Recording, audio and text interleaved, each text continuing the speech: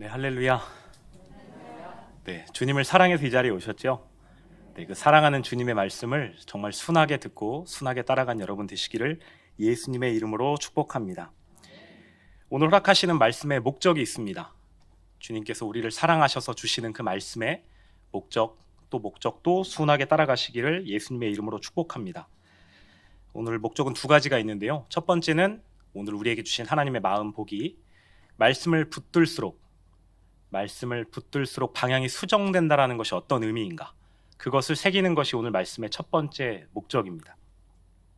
말씀을 우리가 붙들 때 어떠한 일이 일어나는구나, 그렇기 때문에 우리가 더 말씀을 붙들어야 하는구나, 이것을 소원하게 되는 것이 첫 번째 목적이고, 두 번째는 우리가 말씀을 붙들어야 산다라는 것을 이제 아는데, 계속 들었는데 왜 우리는 계속 말씀을 붙들 수 없는가?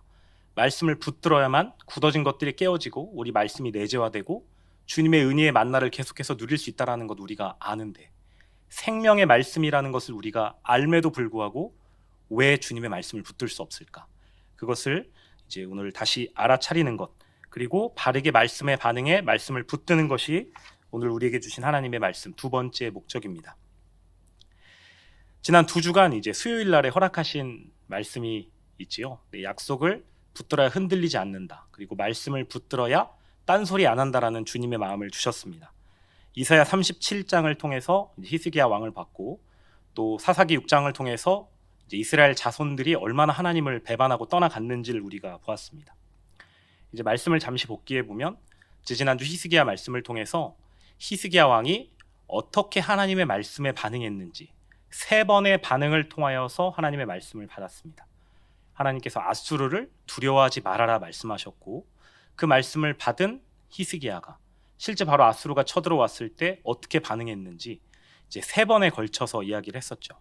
첫 번째에는 말씀을 받았음에도 아수르가 쳐들어왔을 때 자신의 수를 써서 애굽을 의지하고 결국 이제 국고를 몽땅 털리고 심지어는 기둥에 있는 금까지 베껴서 이제 배상금을 지불했을 정도로 큰 모욕을 당했습니다. 이제 그렇게 되니까 또 애굽을 의지하게 됐고, 그래서 이번엔 두 번째 아수르가 다시 쳐들어왔을 때에는 하나님의 말씀을 부분적으로나마 완벽하게 붙들지는 못했지만 그래도 말씀을 기억하면서 하나님께 엎드립니다. 그렇게 불완전하게 말씀을 붙들었음에도 불구하고 하나님께서는 히스기야를 붙드셨고, 히스기야에게 주님의 마음, 주님의 뜻, 주님의 더 깊은 하나님의 마음을 보여주셨어요. 그리고 실제로 그 아수르의 국면을 하나님께서 해결해 주셨습니다. 근데 그 다음에 또 아수르가 세 번째로 그 이스라엘 백성을 남유다를 공격하려고 이제 협박했을 때, 항복을 권고했을 때, 이번에 히스기야는 정말 온전히 주님의 말씀을 붙들어서 기도합니다. 하나님의 말씀을 온전히 신뢰하고 하나님께서 말씀하셨기 때문에, 아수르를 두려워하지 말라라고 말씀하셨기 때문에 그 말씀을 그대로 의지해서 하나님의 주권을 선언하고 주님께 나아가는 그 히스기야의 모습을 보았습니다. 또 이제 그 전주, 이제 지난주 사사기 말씀을 통해서는 이제 이스라엘 자손을 보았잖아요. 히스기야 왕은 말씀을 부분적으로 붙잡다가 결국 온전히 붙잡았던 것처럼 선하게 변해갔지만, 말씀이 내재화되는 것을 우리에게 압축해서 보여줬지만 이스라엘 백성은 그것과 정반대의 모습을 보여주었습니다. 이스라엘 백성이 이제 모세와 또 여호수아 시대를 지나서 하나님을 경험하지 못한 세대가 일어나서, 하나님을 알지 못하는 세대가 일어나서 하나님을 떠나고 가나안을 모두 진멸하라는 하나님의 약속을 잊어버립니다. 하나님의 말씀을 수행하지 않습니다. 그래서 결국 하나님께서는 그 가나안을 이 이스라엘 백성을 시험하기 위해 남겨두시고 어떻게 하는지를 보려고 하셨죠. 근데 그때 이스라엘 백성들은 전쟁을 그쳐버리고 그들과 화친을 맺고 그들과 통혼해서 이제 민족이 섞이게 하고, 그들의 이방 우상들이 오히려 이스라엘에게 들어와서 하나님을 떠나게 되는 모습을 보여주었습니다. 그래서 하나님께서는 이제 이방 민족들을 사용하셔서, 여러 민족들을 사용하셔서 이스라엘 백성들을 징계하셔서 돌이키게 하셔서 하나님의 말씀을 다시 듣기를, 다시 돌이키기를 바라셨습니다. 문제를 해결해 주기 이전에 그 어려운 이방 민족에게 공격당하는 상황을 해결해 주기 이전에 하나님께서는 선지자들을 통해서, 하나님의 사자를 통해서, 사사들을 통해서 주님의 말씀을 먼저 주셨습니다. 근데 그럼에도 불구하고 그 이스라엘 자손들은 하나님의 말씀을 듣지 못합니다. 하나님의 말씀에 어떤 반응을 하기보다는 단지 그냥 눈앞에 있는 그 문제, 그 궁핍함, 그 전쟁에서 지금 우리를 구원해 달라라는 그 마음만 하나님께 올려드리고는 하나님께서 정작 그들에게 가르쳐 주시고자 하는 그 마음, 하나님께 돌이켜야 한다라는 그 주님의 마음을 하나도 알아듣지 못합니다. 그래서 그것이 반복되죠. 사사를 통해서 이스라엘을 구원하시고 이방 민족의 손에서 구원하시면서 말씀을 주셨지만 말씀은 붙들지 않고 말씀에는 반응하지 않고 오직 그냥 사사를 통해 얻는 평안만 누리고 사사가 죽으니 또 하나님을 떠나서 또 이방 민족을 섬기고 또 통혼하고 민족이 섞이게 하고 하나님의 말씀을 떠나는 계속해서 내려가는 영적 암흑기를 지나게 됩니다. 오늘 우리가 읽은 룻기도 사사시대의 이야기입니다. 이제 1장 1절에 보면 사사가 치리하던 때라고 기록하고 있습니다. 이제 사사시대라는 이해가 우리에게 어느 정도 있잖아요. 하나님을 계속해서 배반하고 말씀을 듣지 않고 단지 문제 해결에만 초점을 맞추고 문제 해결에만 급급했던 그 이스라엘 자손들의 모습들, 자신들의 소견에 옳은 대로 행하면서 하나님의 말씀을 듣지 않고 그냥 그렇게 하나님을 계속 떠나서 내려갔던, 계속 하나님을 떠나서 침체되고 영적인 암흑기를 지났던 사사시대입니다. 근데 오늘 룻기는 분위기가 좀 달라요. 그렇게 사사시대가 이스라엘 자손들이 계속 하나님을 대적했음에도 불구하고 룻기를 읽어보면 그런 사사시대의 어두운 부분과는 다르게 하나님의 말씀을 받들려는 사람들, 하나님의 말씀을 붙들려는 사람들이 계속 이제 기록되어 있습니다. 오늘 이제 룻기 1장 1절에 사사들이 치리하던 때에 그 땅에 흉년이 들었다라고 합니다. 이제 오늘 배경은 사사시대에 흉년이 들었을 때입니다.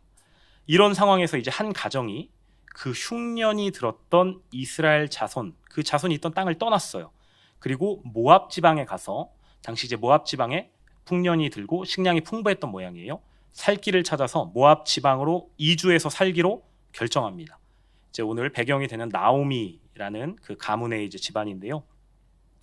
그런데 막상 모압에 가서 이주 생활을 오랫동안 했는데 그 삶이 생각보다 순탄하지 않았습니다. 오늘 이제 읽진 않았지만 3절에서 5절에 보면 나오미의 남편 엘리멜렉이 죽고 나오미와 그의 두 아들이 남았으며 그들은 모압 여자 중에서 그들의 아내를 맞이하였는데 하나의 이름은 오르바요 하나의 이름은 루시더라. 그들이 거기에 거주한 지 10년쯤에 말론과 기럧 두 사람이 다 죽고 그 여인은 두 아들과 남편의 뒤에 남았더라. 그러니까 나오미의 가정이 모압으로 이주했는데 남편도 죽었고 두 아들이 며느리를 얻었는데 며느리만 남겨놓고 두 아들도 죽었습니다. 그러니까 그 상황에서 나오미는 이제 이스라엘 자손들의 땅에 하나님께서 은혜를 베푸셨고 이제 그곳에 먹을 것이 있다라는 이야기를 듣게 됩니다. 그래서 6절에 그 여인이 모압 지방에서 여호와께서 자기 백성을 돌보시사 그들에게 양식을 주셨다 함을 듣고 이에 두 며느리와 함께 일어나 모압 지방에서 돌아오려 하여. 그래서 나오미가 이제 고국의 소식을 들었어요. 하나님께서 은혜를 베푸셨고 이제 양식을 주셨다. 그러니까 우리가 이제 살려면 이 힘든 기근 가운데 우리가 살려면 이 이스라엘 땅으로 돌아가야겠다라고 결심합니다. 그리고서 이제 두 며느리를 데리고 일단은 돌아가기 시작해요. 그런데 이제 돌아가면서 보니까 이 두 며느리는 지금 남편을 잃었습니다. 그러니까 이제 고부 사이인데 이제 며느리와 이제 시어머니의 사이잖아요. 그러니까 그 사이에서 그 연결고리였던 남편들이 없어요. 그리고 자식도 없었습니다.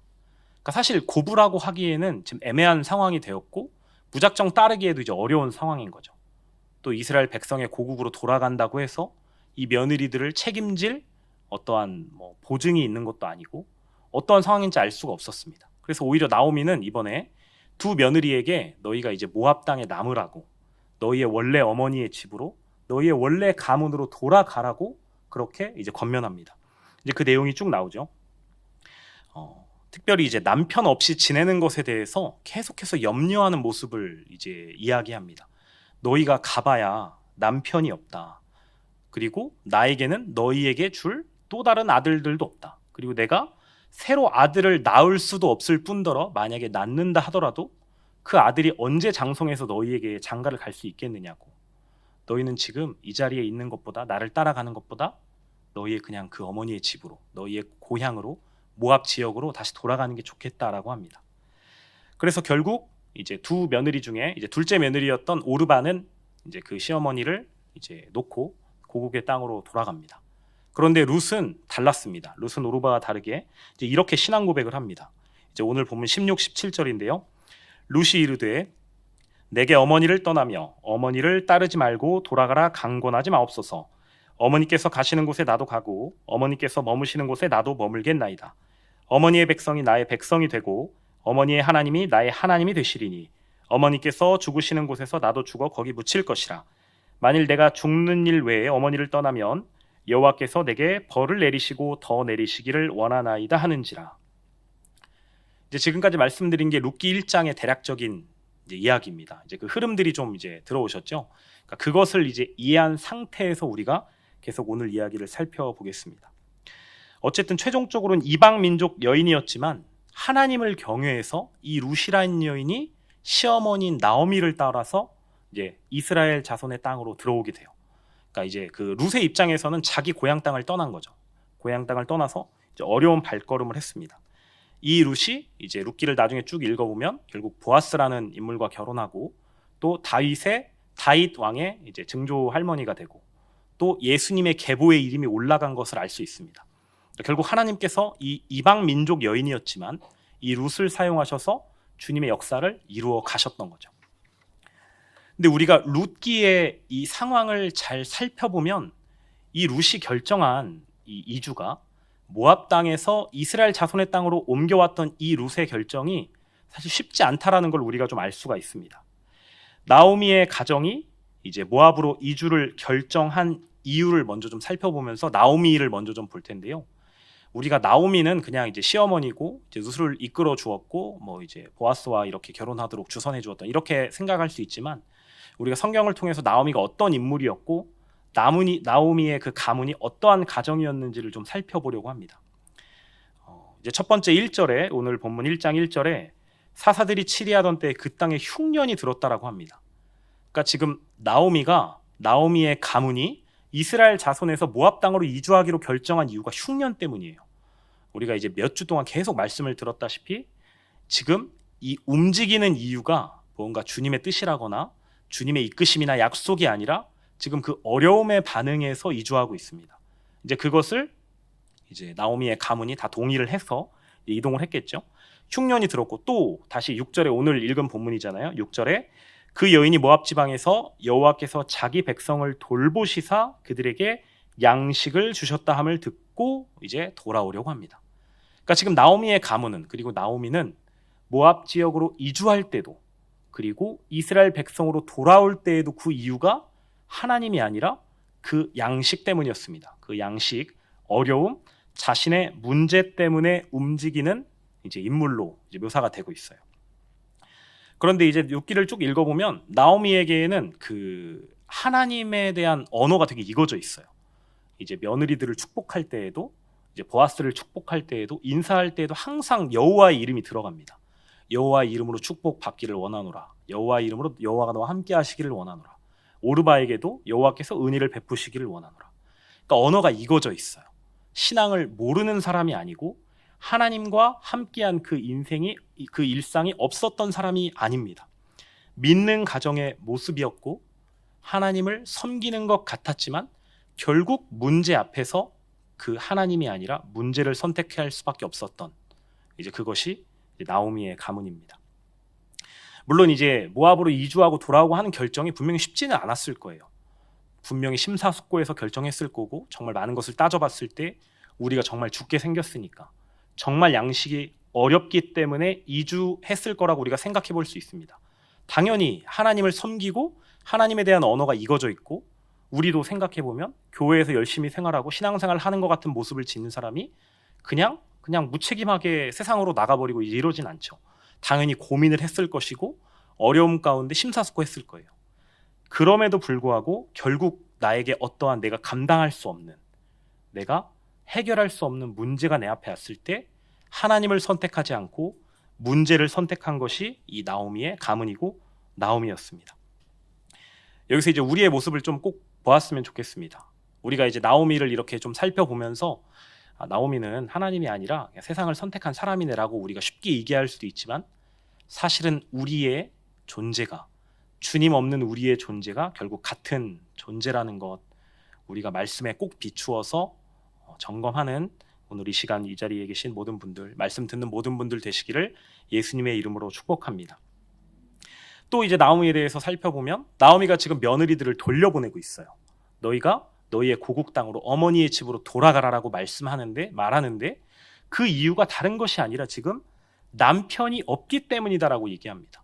내가 너희에게 새로 남편을 얻어줄 수 없고 또 너희의 그 가문을 이름을 이을 다른 아들들도 나에게 없고 내가 그 아들들을 낳을 여력도 안 되거니와 나와도 너희가 기다릴 수 없다. 그렇기 때문에 너희는 지금 어머니의 집으로 돌아가는 것이 좋겠다. 이렇게 이야기합니다. 그래서 이제 이렇게 본문에서 이야기하거든요. 11절에서 13절에 나오미가 이르되 내 딸들아 돌아가라. 너희가 어찌 나와 함께 가려느냐. 내 태중에 너희 남편을 될 아들들이 아직 있느냐. 내 딸들아 되돌아가라. 나는 늙었으니 남편을 두지 못할지라. 가령 내가 소망이 있다고 말한다든지 오늘 밤에 남편을 두어 아들들을 낳는다 하더라도 너희가 어찌 그들이 자라기를 기다리겠으며 어찌 남편 없이 지내겠다고 결심하겠느냐. 이렇게 이야기하고 있습니다. 지금 며느리들을 설득하고 돌려보내려는 이유가 다른 것이 아니라 너희에게 줄 남편이 없기 때문에, 너희가 남편을 얻기 어렵기 때문에, 그래서 너희가 돌아가서 혹여 하나님께서 함께 하셔서 도움을 주시면 새로운 너희가 남편을 얻어서 그 집에 정착하기를 원한다 라고 말하면서 지금 며느리들을 보내고 있습니다. 그런데 그 고향으로 돌아간다는 것이 이제 나오미의 입장에서는 그들이 참 딱하고 그 며느리들의 상황이 좀 어려우니까 남편을 잃었고 나랑 연결 관계도 없고 이제 가문에 가서 어떤 고생을 할지 모르기 때문에 돌아가라 말하지만 사실 그게 어떠한 의미인가? 지금 이스라엘 백성의 땅으로 돌아가지 않고 고향 땅으로 돌아간다는 것이 실제로는 어떠한 의미를 가지고 있는지 이제 14절에 보면은 나와 있습니다. 나오미도 그걸 알고 있거든요. 그들이 소리를 높여 다시 울더니 오르바는 그의 시어머니에게 입맞추되 룻은 그를 붙쫓았더라. 또 15절에 나오미가 또 이르되 보라 내 동서는 그의 백성과 그의 신들에게로 돌아가나니 너도 너의 동서를 따라 돌아가라 하니. 그러니까 지금 고향으로 돌아간다는 건 다시 말해서 고향의 그 이방 신들에게 돌아간다는 의미와도 같은 의미입니다. 그러니까 지금 나오미는 이 사실을 알고 있었어요. 물론 이제 그걸 직접 언급해서 오르바를 보내지는 않습니다. 그런데 이제 룻이 자기를 계속 붙드니까 그렇게까지 이야기해서 며느리를 설득하려고 합니다. 하나님을 떠나게 되는 건 어쩔 수 없으나 너희의 남편을 얻지 못하는 그 상황이 딱하니까 하나님을 잃더라도 너희의 신들에게 돌아가서라도 너희가 지금 남편을 얻는 것이 좋겠다라고 말하고 있습니다. 그러니까 지금 나오미는 하나님을 섬기는 사람이었고 하나님의 언어가 입에 익어진 사람이에요. 그리고 그 며느리들을 보면 알 수 있지만 하나님을 섬기기 때문에 이제 나오미를 따르려는 모습도 갖추고 있습니다. 그러니까 이제 고부 생활이라고 하죠. 이제 시어머니를 만나서 남편을 만나서 그 집 생활을 하면서 하나님을 간접적으로 듣고 하나님에 대한 믿음이 자라가고 있는 중이라는 걸 우리가 알 수 있습니다. 그러니까 룻은 하나님을 알아가고 있었고 마찬가지로 오르바도 이제 시집살이를 와서 하나님을 알아가고 있었는데 지금 나오미는 그 하나님을 버려가면서라도 너희의 이 상황, 남편이 없고 너희를 돌봐줄 사람이 없고 너희가 정착할 가정이 없는 것을 하나님 잃는 것보다 더 딱하게 여기고 있습니다. 그러니까 지금 나오미가 그런 사람이라는 것, 그 이해를 가지고 우리가 룻을 바라보면 룻이 참 대단하다는 생각을 우리가 좀 하게 돼요.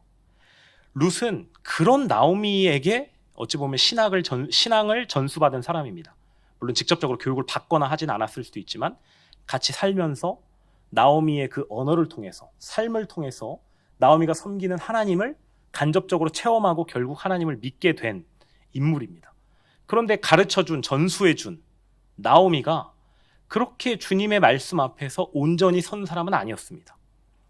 우리가 이제 처음에 사사시대라는 것을 이제 짚고 넘어갔잖아요. 사사시대, 자기의 소견에 옳은 대로 행했던 시대, 하나님을 잘 모르고 하나님을 떠나서 자신의 어려움 그 흉년에만 마음이 가 있었던 세대.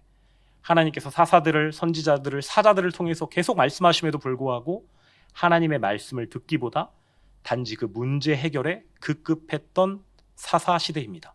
그 이스라엘 자손 시대의 어찌 보면 모습을 나오미가 지금 보여주고 있습니다.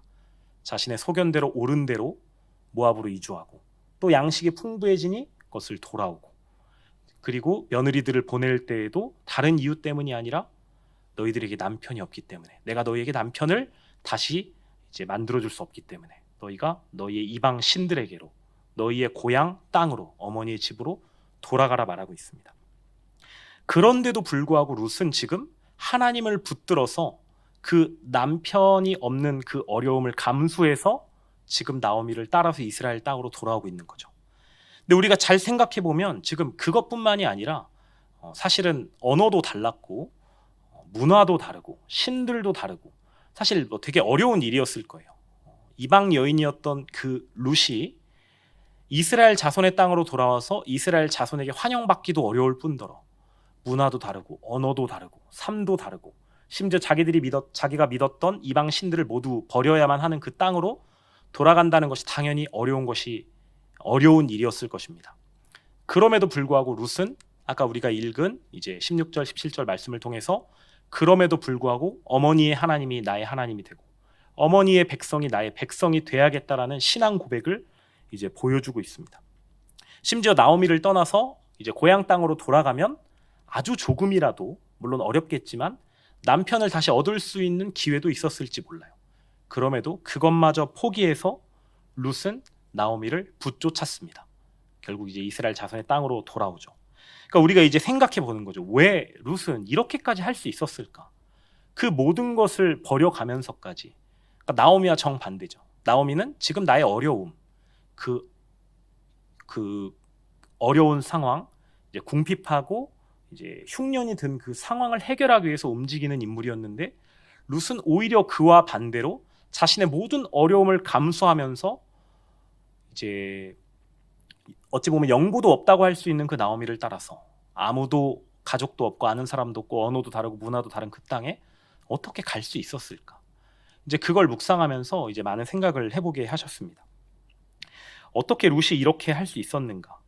룻이 만난 하나님이 어떠한 의미였기에 룻을 이렇게 움직이게 하나님께서 만드셨을까?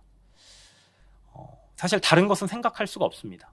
결국 룻이 하나님이 어떠한 분인지를 알았구나라는 것밖에는 이제 결론이 맺어지지 않더라고요. 룻이 하나님이 어떠한 분인지를 알았고 이방 신들의 결국이 망함이라는 것, 이스라엘을 대적했던 모든 신들이 결국 하나님의 손 앞에 떨었다라는 것, 이제 그것을 룻이 알게 된 것이죠. 결국 하나님 앞에서 내가 어떠한 존재인지, 내가 하나님을 떠나면 망할 존재라는 것, 오르바처럼 나의 고향의 신들에게 돌아가면 내가 하나님을 떠나는 것이고 그것이 결국 내 존재의 망함이라는 것을 이 룻은 알게 되었습니다. 우리가 이 모습을 좀 가볍게 여기진 않았으면 좋겠습니다. 룻과 지금 나오미를 되게 대조해서 말씀드리고 있는데요. 사실 이 나오미의 모습은 우리의 모습과 다른 부분이 잘 없습니다. 우리가 주일 말씀을 통해서 들었잖아요. 우리가 언어를, 우리의 혀를, 우리의 말을 제어해야만 하지만 우리가 그럴 수 없는 존재라는 것이 너무나 명확하다는 것, 우리가 우리의 말을 통제할 수 없는 존재라는 것이 이제 너무 명확해지게 하셨습니다.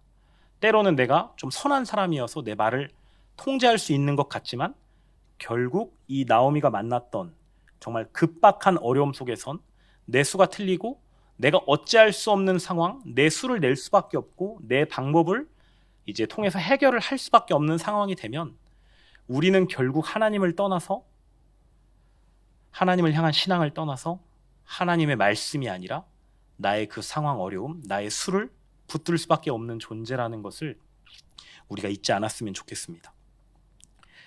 룻이 알았던 것은 하나님을 떠났을 때 망한 그 절망입니다.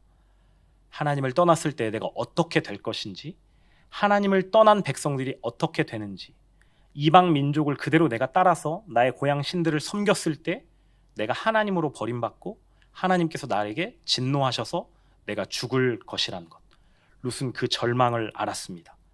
그렇기 때문에 룻이 나오미를 붙쫓아서 하나님을 따라갈 수 있었습니다.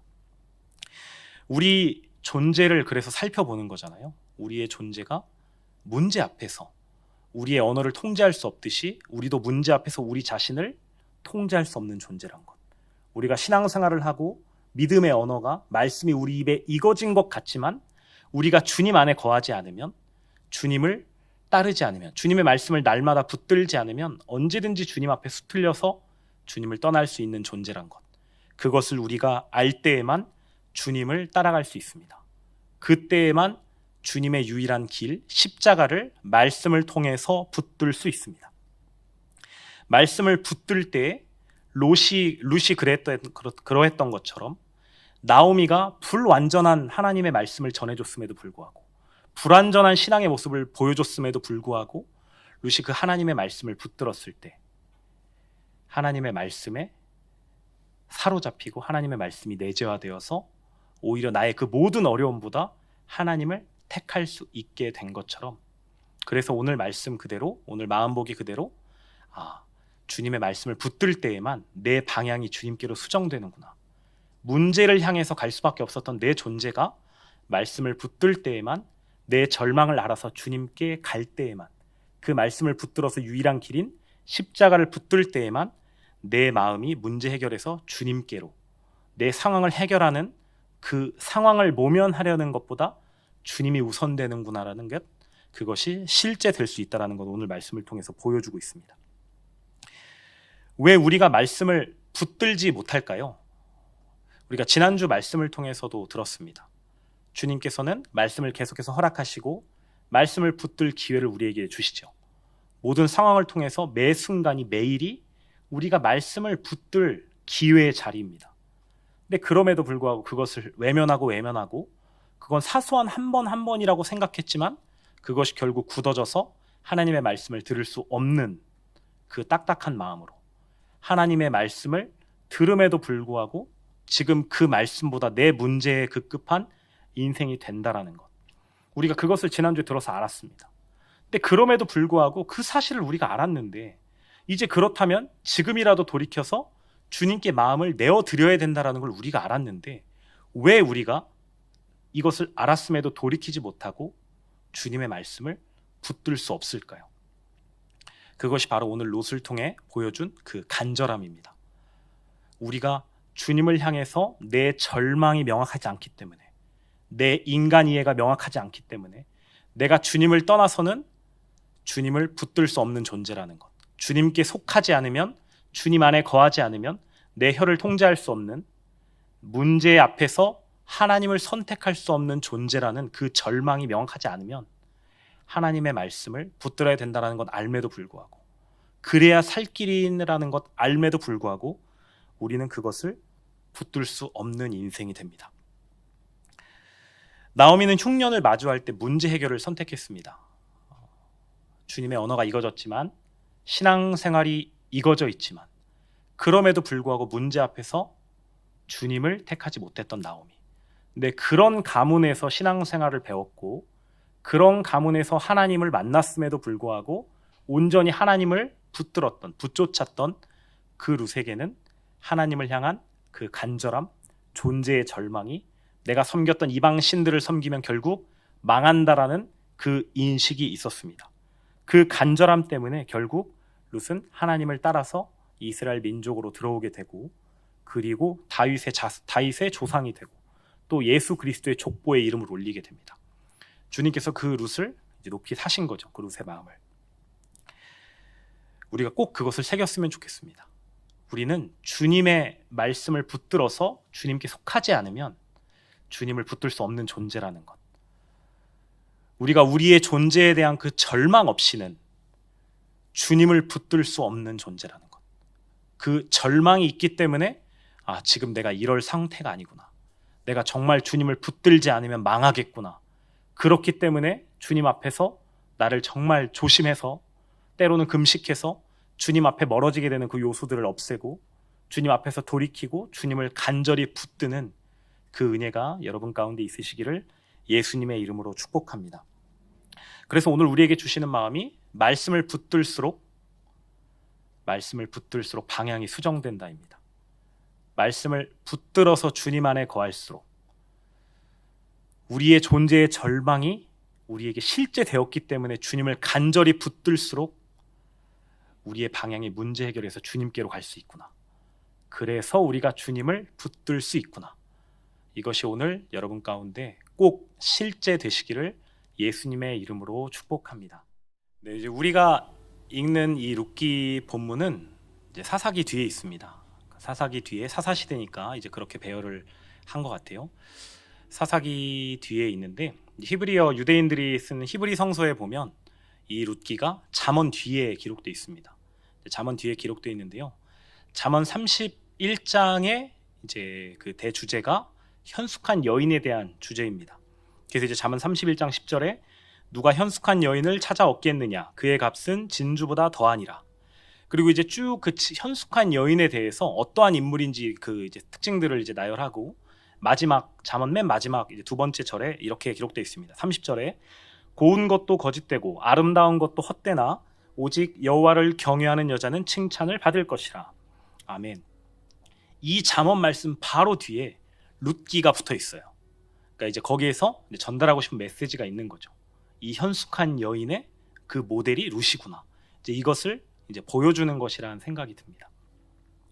또 동일하게 이제 현숙한 여인에 대해서 말씀하시지만 우리에게 주시는 말씀이기도 합니다.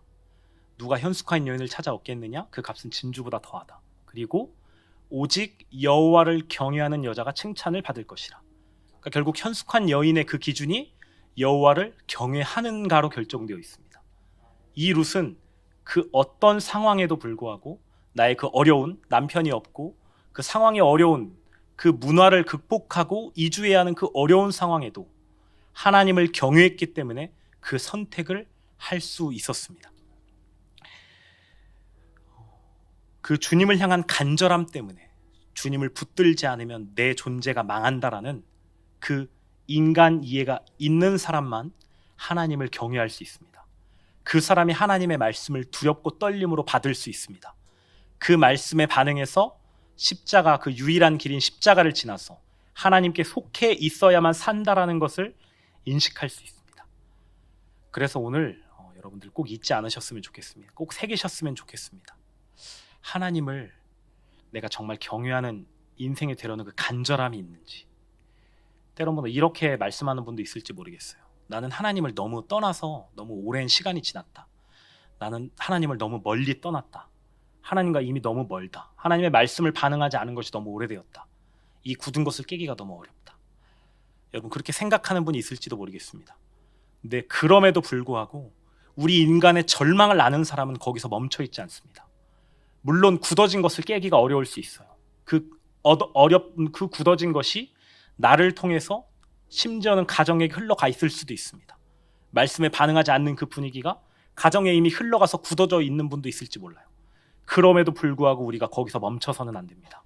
그럼에도 불구하고 우리가 주님 앞에 간절한 마음으로 주님께 나아간다라는, 주님 없으면 망한다라는, 내가, 우리의 가정이, 우리의 가문이 망한다라는 그 인식이 우리 안에 반드시 있어야만 합니다. 그 간절함이 있는 사람만 하나님의 말씀을 붙들 수 있습니다. 그 간절함이 있는 사람만 내 존재의 절망을 알아서 하나님 없이는 살 수 없는, 하나님 없이는 살 수 없다라는 그 절망이 있는 사람만 하나님의 말씀을 붙들고 그 말씀이 역사하시는 것을 볼 수 있습니다. 비록 내가 지금 굳어졌고 하나님을 떠나 오래되었다 할지라도 그럼에도 불구하고 우리를 버리지 않으시고 하나님을 찾을 때 속히 응답하셨던, 히스기야가 부족하게나마 주님을 붙들었을 때 하나님의 말씀을 더 보여주셨고 더 하나님의 깊은 마음을 보여주셨던 것처럼 그 사사시대에 이스라엘 백성이, 이스라엘 자손이 그렇게 하나님을 떠났어도 부르짖으면 그래도 한번 돌이킬까 해서 하나님의 말씀을 주시고 하나님의 그 긍휼하심을 베푸셨던 것처럼 우리에게도 분명히 그 긍휼의 손길이 있습니다. 그래서 날마다 말씀하시고 날마다 우리에게 기회를 주시고 말씀을 붙들 기회를 허락하십니다. 여러분 우리가 같이 기도했으면 좋겠습니다. 우리에게 그 인간 이해가 내가 하나님을 떠나서는 어쩔 수 없는 존재라는 그 인식이 우리에게 새겨지기 원합니다. 그 간절함이 우리에게 익어져서, 간절함이 우리에게 살아나서 주님의 말씀을 붙들어야 산다라는 그 인식이 우리에게 명확해지기를 소원합니다. 인간 이해가 명확해져서 주님 없이는 소망이 없는 그 간절함 구한다라고 시간 같이 하나님께 기도 올려드리겠습니다. 네, 저를 한 번 더 바라봐 주시면 좋겠습니다. 어제 저녁에 주님께서 마음을 주셔서 이제 저녁 먹고 서울역에 갔다 왔습니다. 이제 서울역에 노숙인 분들이 많이 계시잖아요. 이제 그분들 많이 계시는 이제 곳에 좀 돌아다녀 보기도 하고, 이제 거기 희망재원 센터가 있어서 이제 거기를 지켜보면서 이제 기도도 하고 그렇게 좀 돌다가 왔습니다. 제가 서울역에 이렇게 가게 될 일이 있으면 그 서울역 위에 보면 서울로라는 곳이 있거든요. 서울로 7017이었던 것 같아요. 그러니까 이제 70년도에 그 고가 도로가 세워졌는데 거기를 이제 철거를 해야 되는데 철거하지 않고 어떻게 좀 바꿔가지고 이렇게 잘 꾸며서 이렇게 산책로로 이렇게 어찌 보면 랜드마크 같은 그러니까 서울의 관광지로 만든 거죠. 그러니까 되게 잘 꾸며뒀더라고요. 거길 항상 가요. 이제 거기를 어제도 가서 이제 걸으면서 이제 주님 마음 구하면서 이제 기도하고 하는데 거기에 이렇게 서울로 보안관이라는 이렇게 옷을 입은 분들이 경광봉 들고 이렇게 많이 서 계시더라고요. 그러니까 아마 뭐 이렇게 노숙인 분들이나 이제 취객이나 이런 분들이 난동 부리지 못하도록 이렇게 지키는 분들인 것 같더라고요. 그리고 또 이제 노숙인 분들 많이 이렇게 계시는 곳들 이렇게 걸어 다니면서 뭐 실제 말을 걸고 하진 않았지만 그분들 보면서 이제 기도하고 어떤 마음을 주님께서 원하실까, 나를 통해서 어떠한 일들을 주님께서 하기 원하실까, 이제 이런 마음들을 좀 구하는 시간을 가졌습니다. 이렇게 걷다 보니까 좀 그런 마음이 들더라고요. 내가 이들에게 해줄 수 있는 건 사실 되게 작은 부분인데, 뭐 예를 들어 물질적인 것을 도와준다고 해도, 아니면 그들을 붙들어 놓고 이제 뭐 상담을 하게 된다고 할지라도, 내가 이렇게 이 작은 내가 무언가를 할 수 있을까? 내가 무언가 운동을 일으켜서 뭔가 물품을 많이 준비해서 이분들을 지원해 준다고 하더라도 이분들의 어떠한 영향을 끼칠 수 있을까? 이분들이 정말 살아날 수 있을까? 이제 그 아픈 마음이 들더라고요. 근데 그럼에도 불구하고 그 상황에서도 주님은 내가 주님을 사랑하기 원하시는구나 하는 그 마음을 이제 확인하게 해주셨습니다. 그리고서 이제 다시 서울로에 올라가서 이제 그 위아래를 같이 살펴봤어요. 그러니까 서울로 이제 뭐 위치마다 다르겠지만 그 노숙인분들이 이용할 수 있는 센터, 다시 이게 그 희망 지원 센터가 있거든요. 밑으로는 희망 지원 센터가 있고 그 위로 멀리로는 이제 차들이 많이 다니고 이제 인파도 많고 이제 그런 사람들 그 위아래를 이제 비교해 보면서 주님께서 이제 이런 생각을 하게 하셨습니다. 이 노숙인들에게 필요한 것이 무엇일까? 물품일까? 어떤 지금 겨울을 나기 위해서 뭔가 시설이 필요할까? 아니면 뭔가 식품, 먹을 것들을 좀 준비해서 잘 먹게 해드려야 되나? 근데 주님의 마음은 그게 아니었어요. 주님께서 저에게 주신 마음은 주님께서 관심 있으신 것은 이들의 존재라는 것, 그 존재에 주님의 마음이 있다라는 것. 그러면서 그 위쪽에 그 많이 움직이는 차들을 보게 하셨습니다. 그 많은 사람들이 지나갈 때 그 주님의 복음이 실제되지 못한 사람들 정말 많을 텐데, 이들 중에도 하나님의 마음을 모르고 그냥 단지 그 열심으로 대한민국의 수도에서 좋은 직장을 가지고 열심히 생활하면서 그럼 행복할 것이야 여기면서 하나님을 전혀 알지 못하고, 심지어는 주님을 믿는다 하더라도 그 모압을 택해서 나의 문제 해결을 위해서, 나의 풍요를 위해서, 나의 무언가를 이루기 위해서 그 자리에서 하나님을 떠나 다른 것을 선택할 사람들이 정말 많을 텐데 주님의 마음이 여기에 있구나. 그러면서 이제 새기게 하셨습니다. 아, 내가 해야 할 것은 이들을 위해서 중보할 때 특별히 이들의 존재를 위해서 기도해야 하는구나. 이들의 존재를 보게 하시는구나. 그리고 동시에 우리에게도 그 마음을 보게 하십니다. 주님의 관심은 우리의 문제 해결보다는 우리의 존재에 있다라는 것, 우리의 존재가 하나님께 향하기를 주님께서 바라신다는 것. 여러분, 그 마음이 우리에게 정말 새겨지기를 소원합니다. 그 마음이 새겨져서 주님이 원하시는 건 나의 존재구나. 내가 지금 주님의 말씀에 반응해서 내가 주님 안에 속하기를, 주님 안에 거하기를, 주님이 제1현실 되기를 주님께서 지금 바라시는구나. 그래서 내가 주님을 사랑하기 때문에 더 주님 마음에, 말씀에 반응하고 싶습니다. 그 은혜가, 그 마음이 나를 통해서 삶에도 흘러가고 오이코스들에게도 흘러가고 나의 가문에도, 가정에도, 나의 자녀들에게도 흘러가기를 주님이 바라시는구나. 여러분, 그 주님의 마음이 여러분 가운데 꼭 이루어지기를 예수님의 이름으로 축복합니다. 우리 그 마음을 구하면서 하나님의 관심이 존재라는 것, 우리의 존재, 우리가 만나는 그 영혼들의 상황 처지보다 우선 그 존재를 주님께서 원하시는구나. 그래서 사사시대에 하나님의 말씀을 먼저 주시고 그 이후에야 사사들을 세우셔서 그 문제를 해결하셨구나. 우리 그 마음을 한 번 더 주님께 구하겠습니다. 그 마음 가지고 한 번 더 기도하겠습니다. 룻이 하나님을 어떻게 알았을까? 오늘 말씀에 의하면 그 키워드가 간절함인 것 같아요. 그렇죠? 그 간절함을 실제화되는 게 중요해요. 성경은 분명하게 하나님의 선하심을 맛보아 알지어다 그래요. 어떻게 알 것인가? 오늘 말씀에 근거하면 간절함, 그런데 그 간절함이 다른 것 아니라 기도입니다. 기도, 찬송에도 찬양에도 시편 62편 1절에 나오던데 잠잠히 하나님을 바라며 나의 구원이 주님으로부터 나오는도다 라고 했을 때 잠잠히 바라보는 것이 기도입니다. 이 기도는 무엇인 거니? 주님 앞에 머무는 게 기도예요. 그러니까 하나님의 선하심을 맛보아야 삽니다라는 그 말씀이 임했을 때 그 말씀이 내면화되어지려고 하면 기도가 필요합니다. 기도라는 중요한 통로, 도구, 관계를 이룰 수 있는 실제를 주님께서 우리한테 허락하셨어요. 간절한 측면이라기보다는 주님 앞에 잠잠히 머무는 것, 그게 간절함이에요. 간잠이라는 것은 내 마음에 절절절절 끓는 그런 것이 어떻게 드러나느냐? 기도예요, 기도. 주님 앞에 머무는 겁니다. 머물렀을 때에만 말씀이 내면화되어집니다. 그때에만 하나님의 마음이 무엇인지 실제되어져요. 관념이 아니라. 그러니까 주님 앞에 머무는 그 기도가 없는 깨달음은 결국 소멸되어집니다. 여러분 많이 경험하잖아요. 말씀이 실제되어지는 것, 말씀이 내 안에 차오르는 것, 말씀이 나를 이끌어가는 것, 말씀이 길을 내는 것을 보는 것, 말씀이 역사한다는 것의 삶 가운데 체험적으로 일어나는 것, 기도입니다.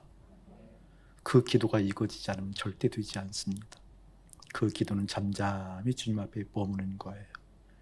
그럴 때 하나님의 선한 마음이 내 속에 깃들어서 그 선한 마음이 나를 붙들고 그 붙드는 말씀이 가는 곳곳마다 새길이 되어져서 우와, 주님께서 이렇게 인도하시네, 주님께서 이렇게 역사하시네, 그것을 맛보아 알았던 룻입니다. 룻입니다. 그러한 기도, 다시 한번 조그맣게 소리내서 기도할 때 하나님 내 내면 가운데 이루어지는 그 기도가 무르익도록, 그 기도가 실제 내 간절함으로 내 속에 배이도록 주님 앞에 잠잠히 머무는 하나님의 사람 실제 되어주려 합니다. 실제 소원하고 그러고 가자고요. 그리고 막연하게 하지 말고, 그리고 그 마음 가지고 내가 주님을 생각하며 주님을 바라보며 잠잠하게 주님 바라보겠습니다. 눈을 떠도 그 주님을 바라보는, 또 다시 저녁에 잠들 때에도 그 주님을 생각하고 그 주님을 내 마음에 새기면서 잠자리에 드는, 어느 삶의 어느 고비고비마다 구비구비마다 그 주님 앞에 머무는 하나님의 거룩한 인생이 되고 싶습니다 라고 기도하고 그러고 가도록 하겠습니다. 조그맣게 소리내서 함께 더 기도해요. 한 번 더 기도합시다. 말씀이 가면 길이 된다라는 것을 신앙적인 경험으로 저희들 잘 압니다. 그 하나님의 선하심을 날마다 맛보기를 원합니다. 그렇게 말씀을 붙들고 또 말씀에 붙들림 바 되어진 인생이 되고 싶습니다.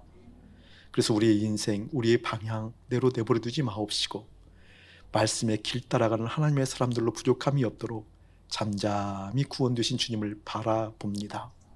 그 기도의 삶이 무르익도록 우리의 삶 가운데 성령께서 기름 부어 주옵소서. 내 영혼아 잠잠히 주님을 바라볼지어다. 내 속에 있는 것들아 주님 앞에 펼쳐 보이며 잠잠히 나의 구원을 이루시는 하나님을 바라볼지어다. 그렇게 24시간 가능하면 가능할수록 주님을 바라보는 그 기도의 삶으로 인도하시사 하나님의 뜻이 우리의 삶 가운데 이루어지게 하여 주옵소서. 이제는 우리 주 예수 그리스도의 은혜와 우리 아버지 하나님의 극진하신 사랑하심과 성령 하나님의 감화감동 교통하심이 말씀을 붙들수록 길을 수정할 수 있단다 라는 말씀 붙드는 거룩한 백성들 가운데 이대로부터 영원 무궁토록 함께 할지어다. 아멘.